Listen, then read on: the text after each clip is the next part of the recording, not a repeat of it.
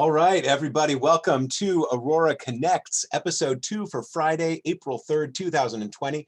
My name is Josh Costello. I am the artistic director of Aurora Theater Company. And with me, as always, is Dawn Monique Williams, our associate artistic director. Dawn, welcome. Hey, hi, Josh. How are you doing? I'm good. We made it another week. Made it another week. That's how we're doing it, 1 week at a time, 1 day at a time. Our thoughts are with all of the people and all the healthcare workers in New York City and in the Bay Area and around the country and the world who are dealing with this crisis, who are suffering right now. It is a crazy, crazy time.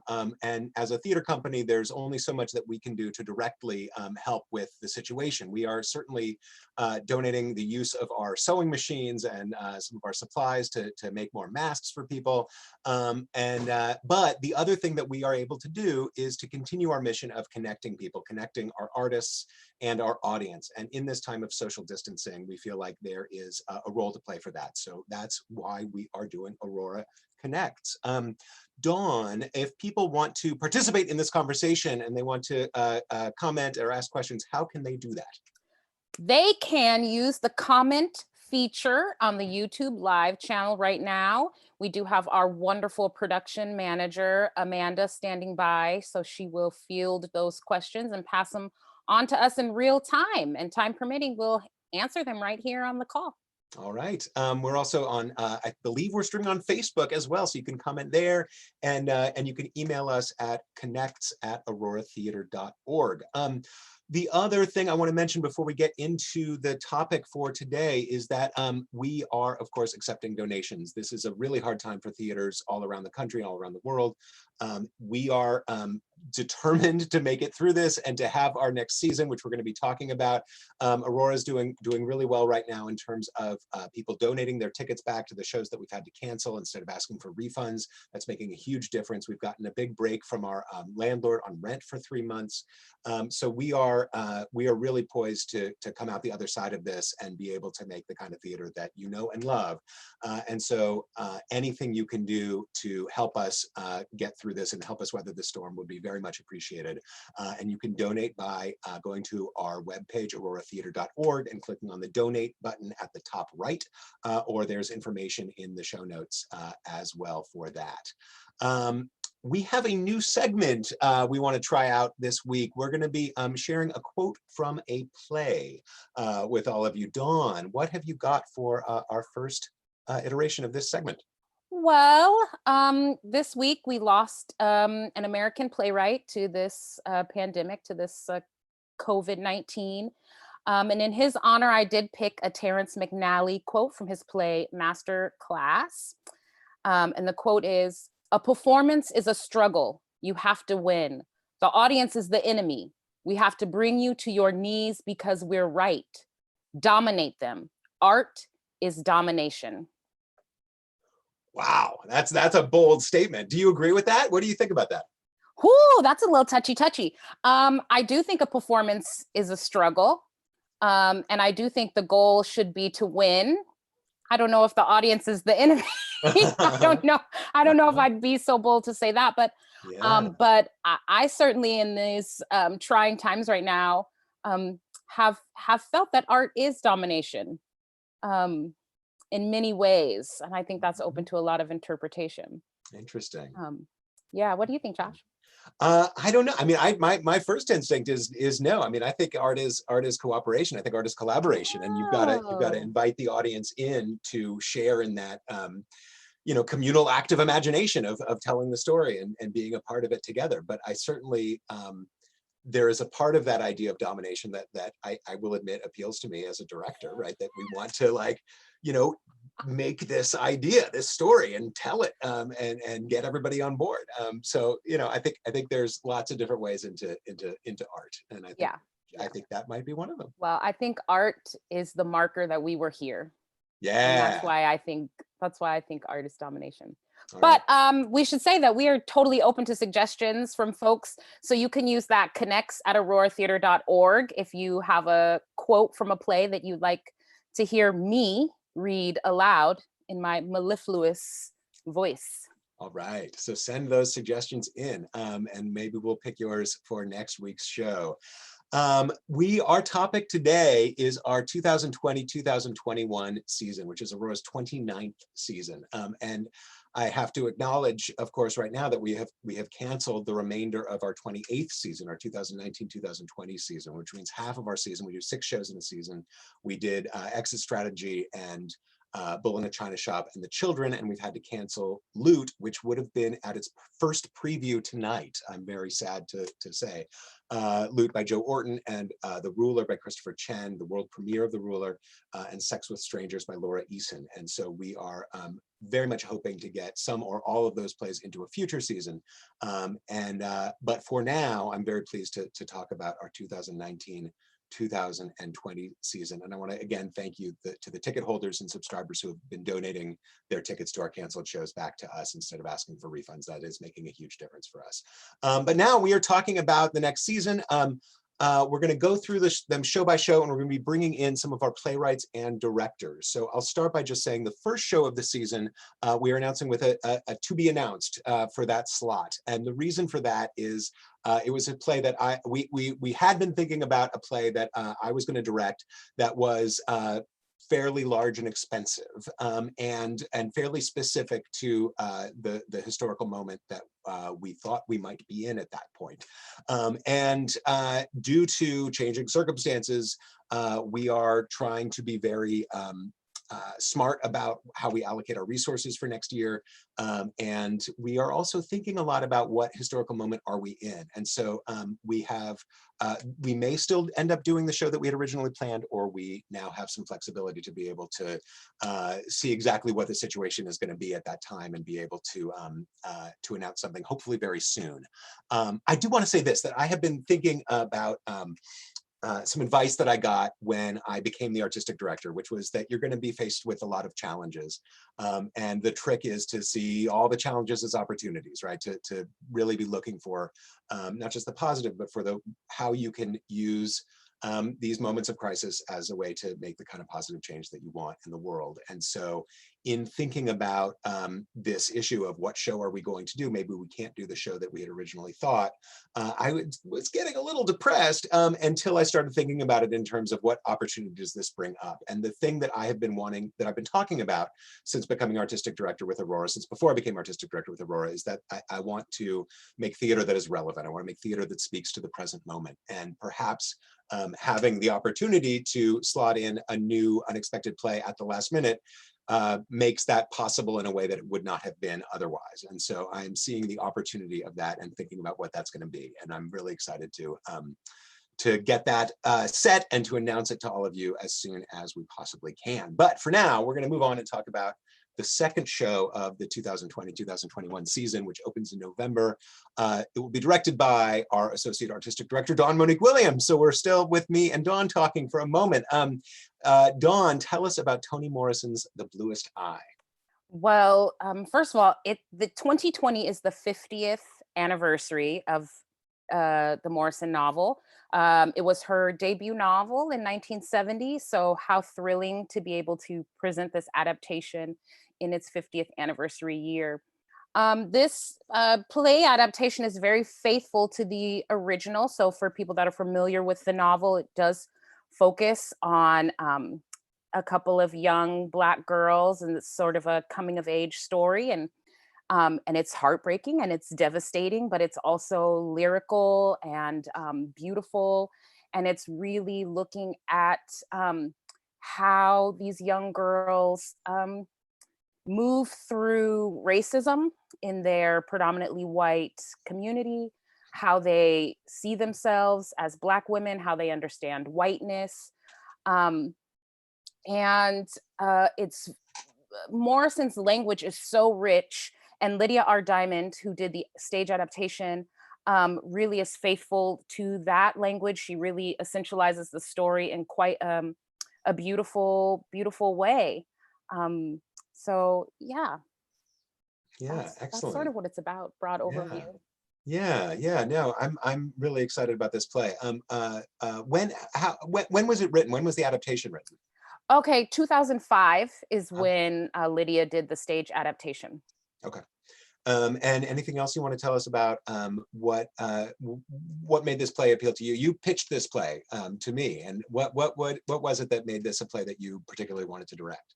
Well, it's interesting because we were tossing around, Josh, the different ideas about what is a classic, and this is a Mhm. title that I was sitting on and not necessarily thinking of as we were sort of having those conversations. And then when you say, well, what about different adaptations of a novel? And this is perhaps my favorite stage adaptation of a novel.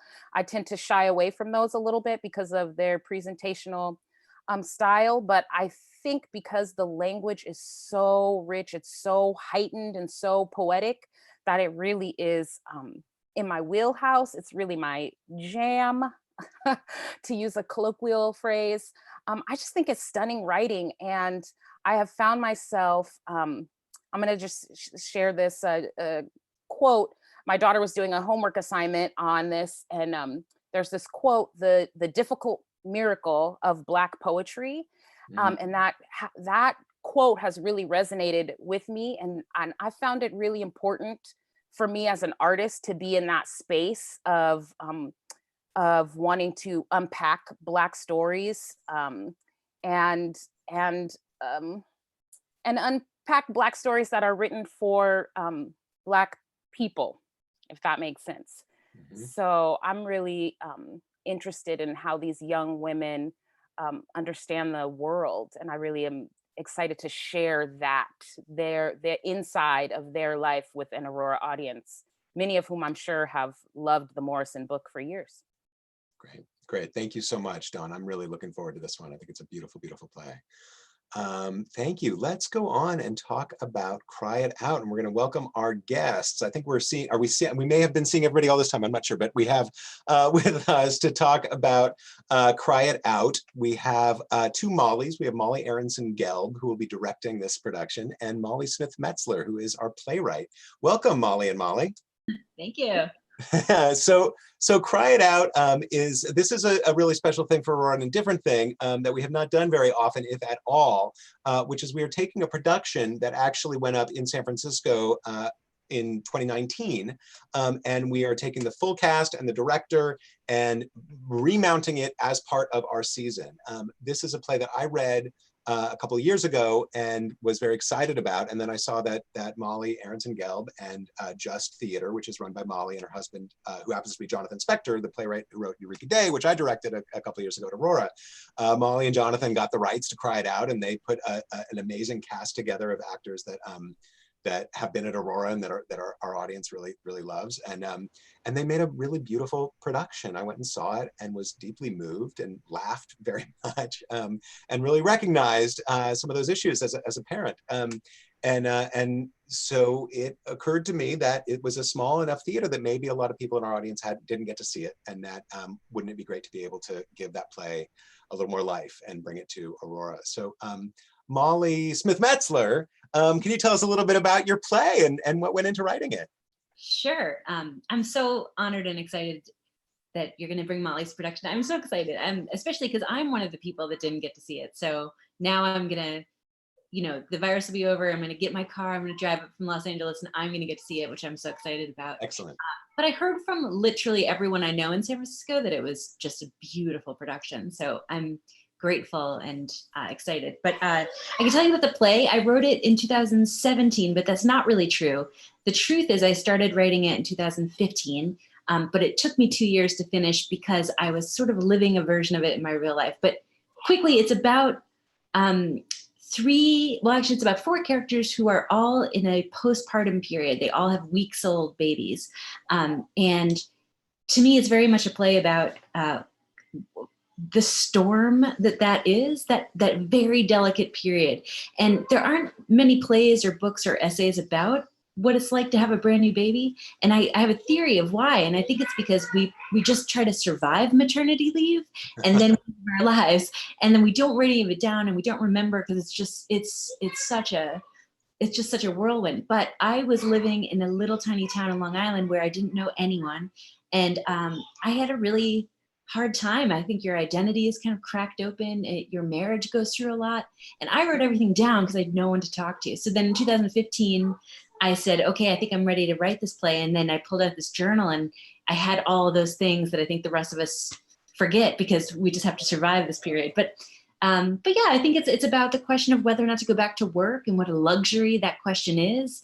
And at the end of the day, it's also a play, because all of my plays are about this, about the socioeconomics in this country and how they really affect the choices that new mothers make about their careers. And I don't think we talk about that enough. So I wanted to write something that didn't answer that question, but that really challenged the assumptions we make about identity and motherhood in this country.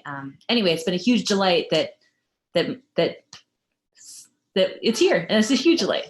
Yeah, tell us a little bit about the relationship between the two characters who are neighbors at the start of the play. Oh, you know what? You'll love this in this moment of time because it's about two characters, believe it or not, who are trapped in their homes, and no one's gonna be able to relate to this play. No, but it's a next door neighbors who ordinarily would never get to meet each other.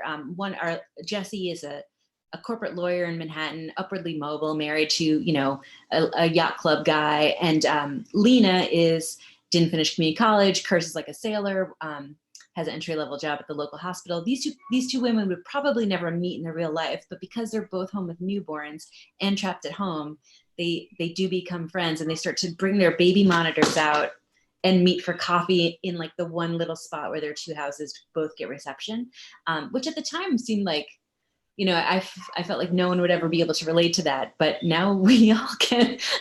Yeah. But it's a little bit about how lonely that period is and how desperate you are for friendship and affirmation, and how hard it is to be seen. These two women see each other and support each other through what ends up being a very heartbreaking period for both of them in very different ways. But I think it's also like kind of an ode to the friendship that, if we're lucky, some of us get to make in that period. It's becoming a parent is such an equalizer. It levels the playing field. If you're a corporate lawyer or a waitress, it doesn't matter. You have this huge thing in common. And there's a beautiful friendship that can be found in that. Great. Let's bring other Molly in, Molly Aaronson-Gelb. Molly, tell us about your experience directing this production last year. Well, we all joked that it was part therapy, part theater. So I think that's, it's one of those plays where I read it once and I said, Jonathan, I found it. This is the next play we're doing. And what was so amazing working on it was that it wasn't just the first time I read it, but it was every time I read it and had the opportunity to relate to the different things the characters were dealing with and how they were thinking or what they were missing, and where the limits of our empathy are, and that's not necessarily in conflict with how much we care about other people. And as someone who was ready to go back to work, I've often found myself doing a sort of a clownish act about how ready I was to get out of that stay-at-home period. And it was validating to see voices represented equally, all these different ways that people can react to the experience of having a new child and having your identity questioned and where you find your strength. And I think, like Molly, I often am seeing the world through different lenses, social lenses, and thinking a lot about class and the choices that we have. And that's something that's really been resonating, thinking about it in this current moment. Yes, I agree that everyone is maybe relating to the lonely and the being stuck at home. And yet, unlike Jesse and Lena, who could cross into the backyard and interact with each other, we're so siloed. In some ways, we're having even less access to the experience someone else might be having right now. And I've been just thinking a lot about, those people that I know that are in a studio by themselves versus people who have big kids who can entertain themselves versus people who are frightened because they're about to give birth, and how I'm not able to be there in the way I'm used to for those people. So I've been thinking a lot about the themes that it brings up and the ways in which what other people are going through right now is maybe not as transparent as they would when we can just walk in the street and see people or run into someone we haven't seen. Here, now we're in a moment where you have to consciously reach out to make those fulfilling connections, and seeing Jesse and Lena reach out in those difficult moments, you know, it's inspiring to remind me to be reaching out to people who are having both wildly different and wildly similar experiences right now. We have a remarkable cast. You put together a remarkable cast for this play. Martha Brigham has been in a couple of shows at Aurora, and that people have really loved. Lenny and The How and the Why. Lauren English was in a really remarkable production of Tally's Folly that we did. Lauren Spencer was in Our Practical Heaven. Justin Dupuy has not been in Aurora, I don't think. But tell us about this group of actors. They're phenomenal. I actually had tickets to see Gloria, which was starring both Martha and Lauren English, the Thursday that it got closed down. Right. So I did have the joyful moment of watching it on a screen, and it was exceptionally powerful and a testament to a great play. Yeah, the play and the performances and the connections read even over the screen. But really it was a tremendously wonderful group of people to work with. Lauren English and I both have kids who are the same age, and had felt many things similarly, and many things were very different in our experiences of being pregnant in the Bay Area and having little kids. And then, you know, I'd had the opportunity to work with Lauren Spencer before. I literally met Martha at the audition. But the closeness that the cast had with one another brought such depth, and the humor they found, all the ways to make this story that is very intense and very passionate, also hysterical. It was so funny. Yeah. And I feel so lucky to have had such a brilliant text to work with, and just such skilled, connected, authentic actors to work on it. And just what a privilege to have a chance to dive in again in this first season that you're programming at Aurora. It's just, I feel really lucky. Molly was such a wonderful partner across the internet and over the phone. And now that I've been through it, I just look forward to having more opportunities to talk with Molly and find even more, and, you know, hit those moments where we all know they could still go so many ways. It's such a rare opportunity in my experience of theater to get another crack at something, especially with such talented collaborators. Yeah, it is. It is such a funny play, and I'm glad that you brought that up, because it was great seeing, particularly Martha Brigham. You know, just how funny she can be. You know, that's not what she has done at Aurora, because it's just not been those kinds of shows. But it was just such a delight to see her just being very, very funny. And what was Molly MSM? What was your involvement in that production? Did you guys talk a bunch leading into it? What was that like? I have to say, I was really impressed by Molly, because at this moment in time, I was a little bit hard to pin down. And she was like, I just want to ask some questions. And I remember sort of being like, okay, yeah, we'll jump on. And I was like driving, you know, like the play was kind of been up and people have been doing it. And so, but then she had such incredibly smart questions that I ended up like pulling over and then being like, why don't I just call you back? And like, you know, but we had several of those conversations, because I think we kind of came at the play from the same point of view, which is actually a really refreshing one, which is we were both like kind of really in touch with Adrian's point of view. And like, you know, it's not something I think one thing that's really funny, and the Aurora audience, it's always fun to ask them too, but you know, everyone assumes that this play is super autobiographical, and it is, but not in the way you think. Like, I am not Jessie. Right.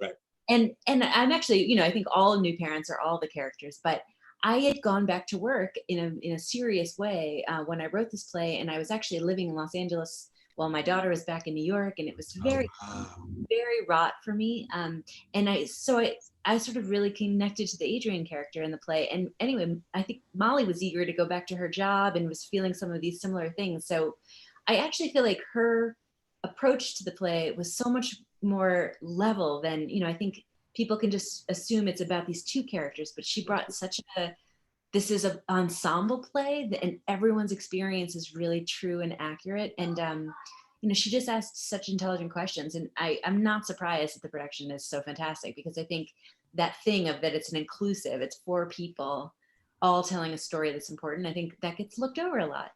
So did I answer your question? I just rambled. No, that was great. That was great. That's excellent. Thank you so much, you two. We're gonna move on and talk about the next play in the season, which is The Island by Ethel Fugard, John Connie, and Winston Nchona. And that's going to be directed by Daryl V. Jones, who couldn't be on the call with us today, but Daryl directed Detroit 67 for us recently, and The Royale before that. And Dawn, we sort of decided that I would talk about it and Dawn would ask me questions. And so Yeah. that's how we'll do this one. Yes. Well, Josh, Yeah. The Island was sort of a late addition as we mapped out several scenarios of the season. Mhm. And then sort of all at once, it snowballed into being like just the right thing. So tell us a little bit about what The Island is about, and then Sure. why you became so excited to program it. Yeah, well, I had read The Island long ago, and it had been many years since I'd gone back and looked at it again. And it's it's a short play. It's often paired with another of their plays that to make a whole evening. And we were looking for plays that fit various things and that had a cast that was of a size that would be affordable for us. And we had done a production of Master Harold and the Boys by Ethel Fugard a few years ago that was quite beautiful and people really loved. And I had directed a production of My Children, My Africa at Marin Theater Company a few years before that. And so I love his writing. I think he's just so smart and gets at issues around race in such a powerful way. These are apartheid era plays. He's continued writing after apartheid, but these plays are all written during apartheid and that are examining apartheid. The Ethel Fugard is a white South African playwright and director, and John Connie and Winston Nchona were actors who originated the 2 roles in this play and co-wrote the play with Ethel Fugard. And it was a play that was written in 1973. It's a play about prisoners on Robben Island, which is where Mandela was held for many, many years. And when I read it again, when I was looking for a play to fill in a slot in our season, I was just so bowled over by the power of this story and the simplicity of it, and yet the depth that it's able to achieve within that. It's a very it's a very muscular play. It's a play where the characters have strong objectives, which is something I've always really drawn to. They are at each other all the time. They're 2 prisoners. They're cellmates. They're forced to work in really horrible conditions, hard labor during the day, and at night they're rehearsing for a inside the prison performance of Antigone that they're going to do. And one of them plays Creon and the other plays Antigone.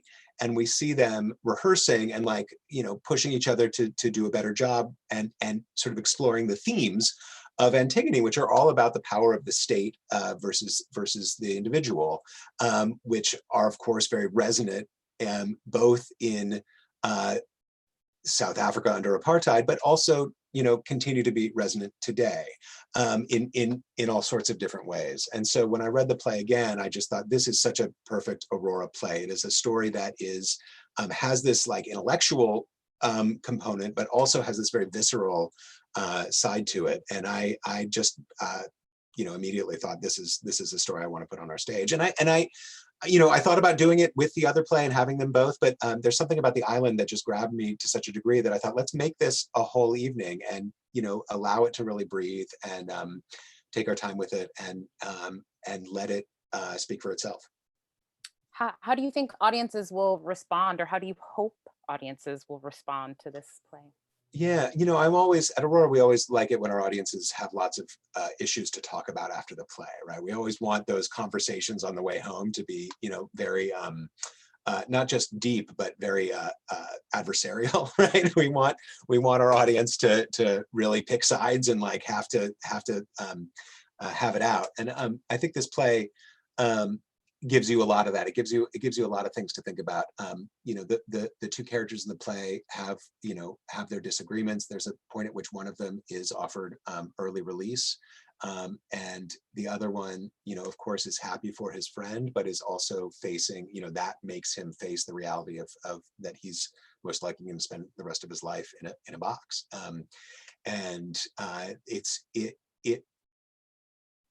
There are so many Black men and others but particularly Black men who are incarcerated in our society right now, and a play that gets at the humanity of that and that reminds people of that it's not something that we can just forget, is, I think, a play that could cause change, could cause people to really think about our society and how it works, and how this play still has something to say. Absolutely. I'm thrilled that we're producing it. I'm gonna shift gears now and move us on to our next show in our season, which will take place in our Harry's upstairs in the Dashow Harry's upstage wing. in the Dashow wing, yeah. And it's Kait Kerrigan's Father-Daughter, directed by M. Graham Smith. And this, if I can say so, is another play that I pitched to Josh in my capacity as literary manager. And I'm so thrilled to see two artists that I love collaborating together to bring this play to us at Aurora. So hi, Kait. Hi, Graham. Hi. Hi. I would love, Kait, if you would start and let us know, what the play is about and where it came from. Well, I mean, it's definitely about a father and a daughter. It's this play actually it's something that's it was also very autobiographical in some ways, and in some ways is not at all. But in getting married, I came to realize that my husband, who is like one of the nicest and easiest people to be around, like in the world, he changed my relationship with my father, and my family dynamic changed in a really big way. And on some level, that's not that surprising. And on another level, I'd never really heard anyone talk about it, and talk about the way that a relationship can be repaired by a family relationship can be repaired by a romantic relationship, and changed and shifted. And so I started thinking a lot about that, and thinking about the way our adult choices can impact those childhood wounds, for lack of a better word, and start to repair some of the damage or the confusion that we have about the adults in our lives when we're little kids. So it started from that, and then I started building it out from there. And I really wanted to go into I really love to play with form, and so the game of the play is that there's two actors, and one is playing the father, and he's also playing this boyfriend, and one is playing the daughter, and she's also playing the father's girlfriend at the time. So what it ends up being is it's a two-person play throughout the entire thing. You're just in these two-person scenes, and you're never actually with the father and the daughter together. You're always with a person and their romantic partner. And then through that, you start to see the way those two relationships the relationship between the father and the daughter has changed over time. And you start with the father at the age of 30 and the daughter at the age of 30. And it ends up being able to play with also something that I've watched a lot. My parents were 20 and 23 when they had me, and I was 34 when I got married. So like there's a huge shift. And I had a child soon after that. And I've always thought a lot about how old my child would be if I were my mother. But suddenly when I was around 30, I realized that I was the same age as my dad when he met his girlfriend that he married when I was a little kid. And I was like, oh, wow, that's crazy. Because I thought of them as adults, and I thought of them as, in the middle of their lives, but actually they were exactly where I am at like what I consider sort of the beginning of my like marital life. So I started just playing with all of those ideas, and I ended up with this very small two-hander with 4 characters who I like to think, sort of like what you were talking about, Molly, that all 4 of those characters end up being really important in the play. So as much as it's about that father and the daughter, it is about how those 2 things impact each other. How do parent-child relationships impact romantic relationships and vice versa? Wow. Graham, I remember when Josh first shared the script with you, I sent you a text and I was like, I hope you love it. I really love it.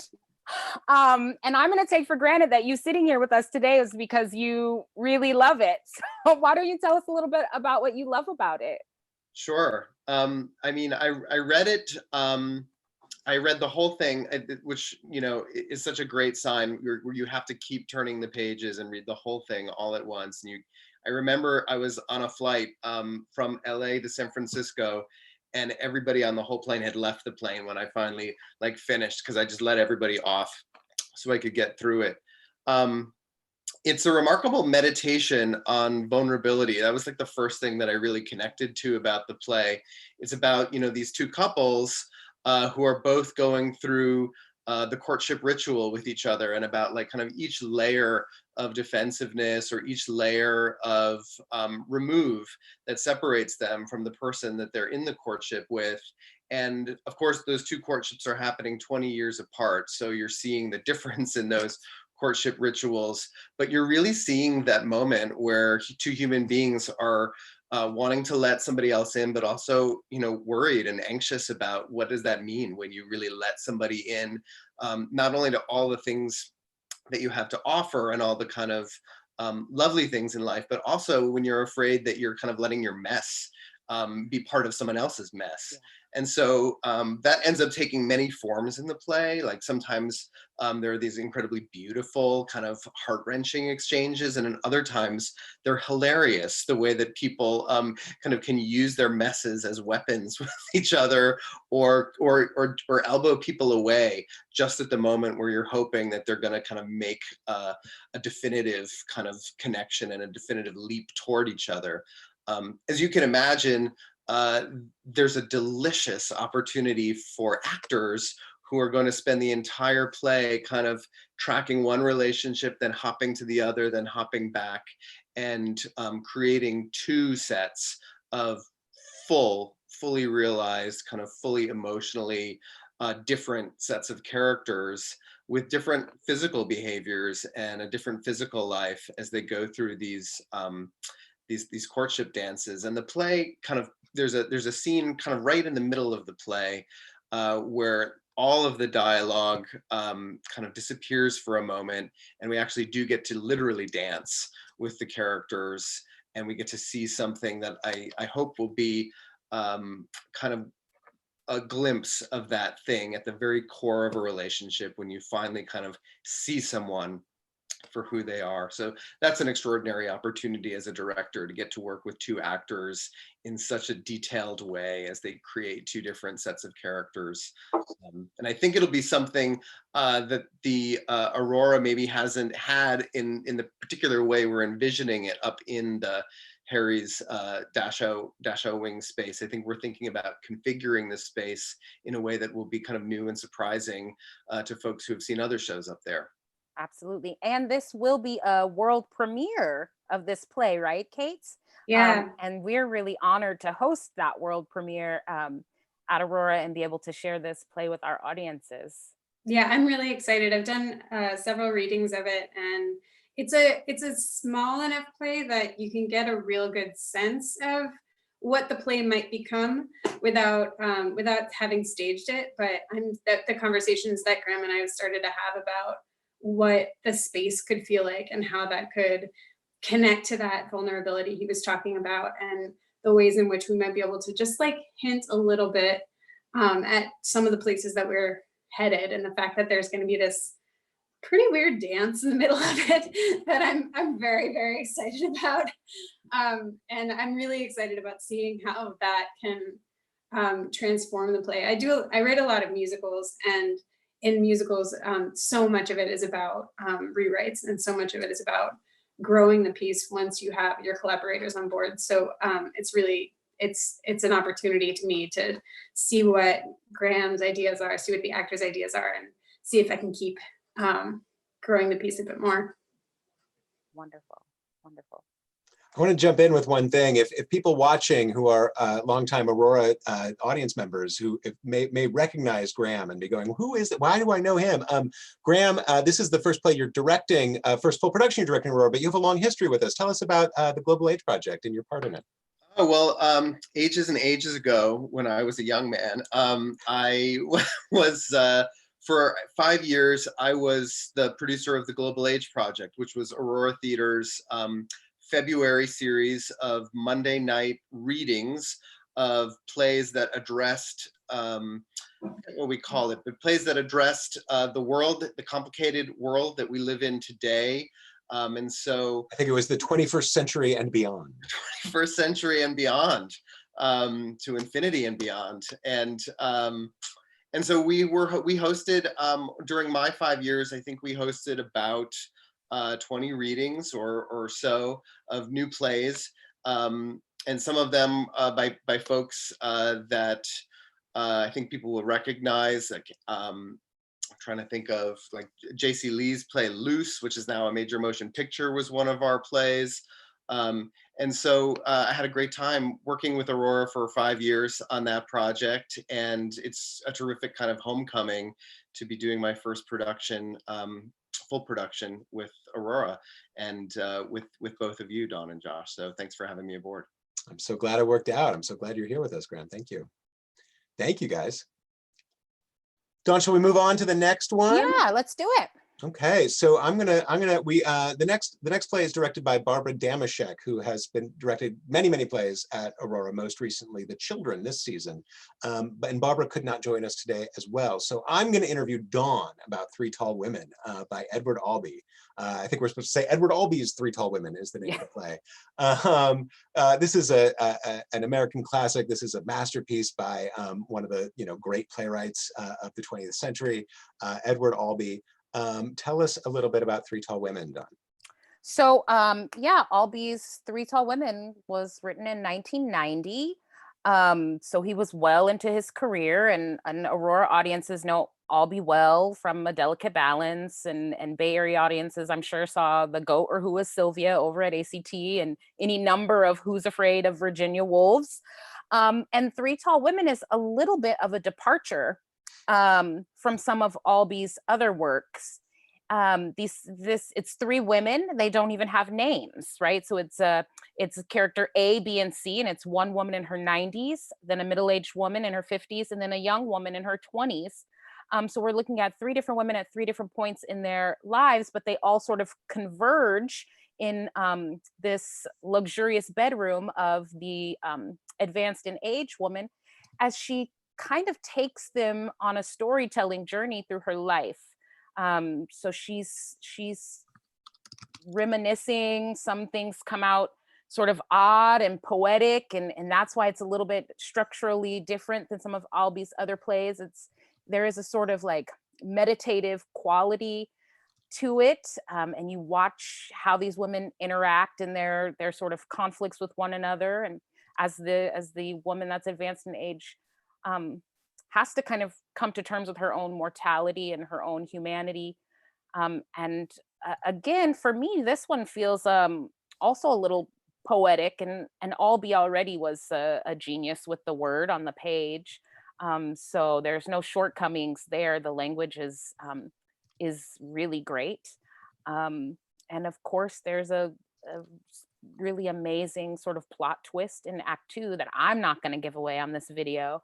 But it's what makes the whole thing a pretty stunning play for me. Ultimately, the payoff is so magnificent. Yeah, the whole premise changes in Act 2 suddenly, Yeah. and it does something very different and unexpected and very powerful. Yeah. And that's what I really love about the play, but I'm not going to spoil it.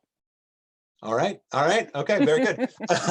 And the play, it's a really, people say that the character is based on Edward Albee's own mother, and there's a young Yes. man in the play who doesn't speak, but it appears who may be based on himself.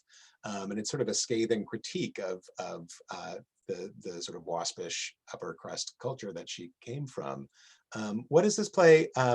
Why now? What does this play have to say right now, Don?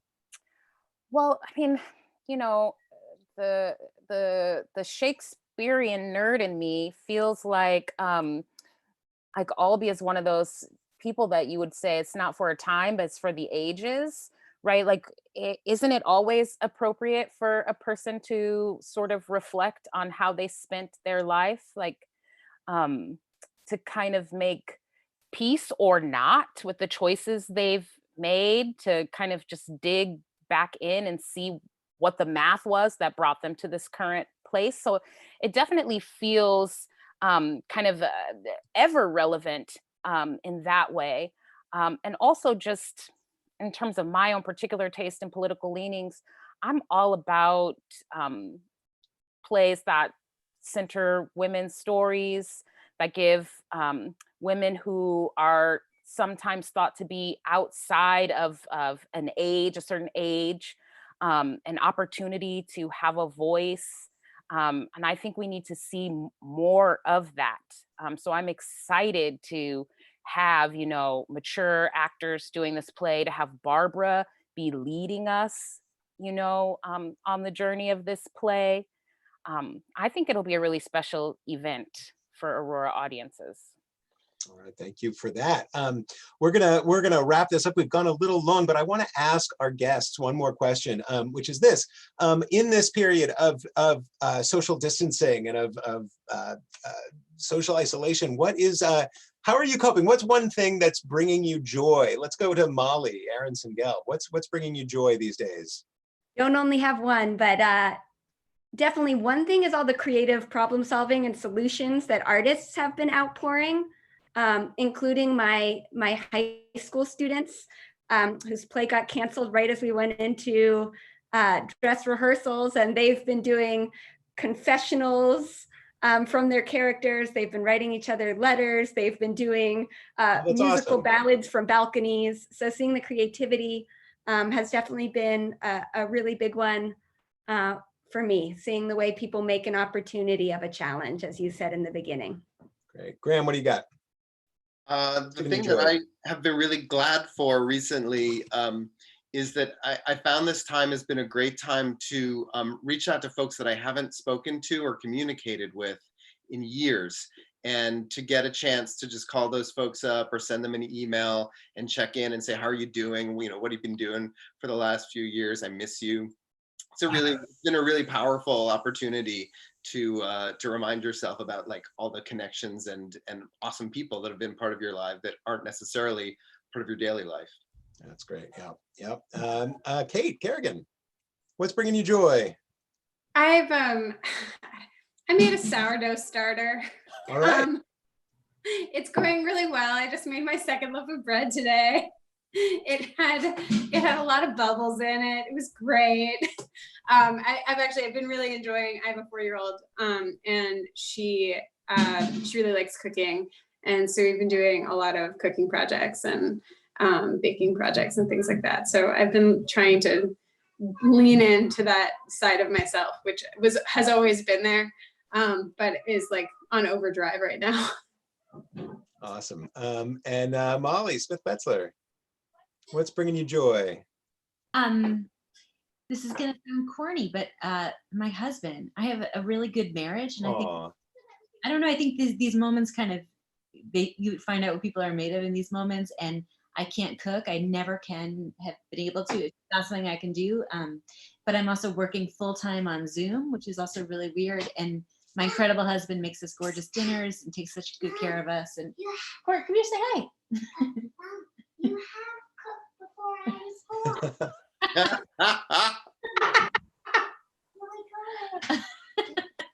That's my joy. That's it. Bringing me joy. My daughter correcting me on a public. That's it. No, 2 good marriages. That's a joy. Excellent. Excellent. Thank you all so much. Thank you so much for joining us. Dawn, do you have something you want to share? Well, It's fun. just opportunities to be corny on FaceTime. That brings me joy. Yeah. Yes. All right. Thank you all so much. This was so lovely to talk to Yeah. each of you. I really, really appreciate you guys coming on, and I can't wait to have you around and in the building and making these wonderful plays. I can't wait to open our doors again and get everybody back in our space. Thank you all so, so much. Thanks Thank for you. making community.